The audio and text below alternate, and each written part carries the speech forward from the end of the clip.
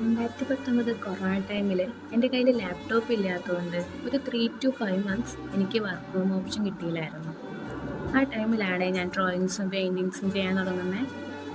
അങ്ങനെയാണ് എൻ്റെ പ്രൊഡക്ട്സിന് എൻക്വയറി വന്നു തുടങ്ങുന്നത്. ഒരു ബിസിനസ്സിലേക്ക് ഇൻവെസ്റ്റ് ചെയ്യാനുള്ള ക്യാഷൊന്നും ഇല്ലായിരുന്നെങ്കിലും അച്ഛനോട് പറഞ്ഞ ക്യാൻവാസോ പെയിൻറ്റോ ഇതിനു വേണ്ട എന്ത് ടൂളായാലും ഇൻ കേസ് നിയർ ബൈ ഷോപ്പിൽ ഒന്നും അവൈലബിൾ അല്ലെങ്കിൽ പോലും അച്ഛനത് എവിടെ നിന്നും എത്തിച്ചു തരും. അത് എൻ്റെ വീട്ടിലായാലും ഹസ്ബൻഡ് വീട്ടിലായാലും എല്ലാവരും നല്ല സപ്പോർട്ടായിരുന്നേ. ചെയ്യുന്ന വർക്ക് ഇത് റിലേറ്റഡ് ആയതുകൊണ്ട് എന്തോ ഈ ബിസിനസ് തുടങ്ങിയ തൊട്ടേ ഉള്ള കുഞ്ഞ് ആഗ്രഹമാണ് സ്വന്തമായ ഒരു വെബ്സൈറ്റ് ക്രിയേറ്റ് ചെയ്യണം എന്നുള്ളത്.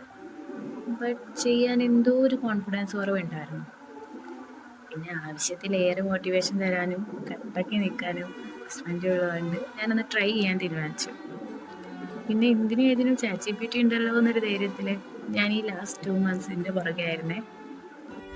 ഓഫീസ് വർക്കും കഴിഞ്ഞ് ലേറ്റ് നൈറ്റും വീക്കെൻഡ്സും ഒക്കെ ഇരുന്ന് ഞാനൊരു വിധം അത് സെറ്റാക്കി എടുത്തു. React.js യൂസ് ചെയ്താണ് UI സൈഡ് ചെയ്തിരിക്കുന്നത്. പിന്നെ ബാക്കെൻഡ് ഡാറ്റാബേസ് സെറ്റപ്പിനൊക്കെ രഞ്ജിത്തിൻ്റെ നല്ലൊരു സപ്പോർട്ട് കിട്ടി. സെക്യൂർ പേയ്മെൻറ്റ് ഓപ്ഷന് വേണ്ടിയിട്ട് റേസർ പേ ആണ് യൂസ് ചെയ്തിരിക്കുന്നത്.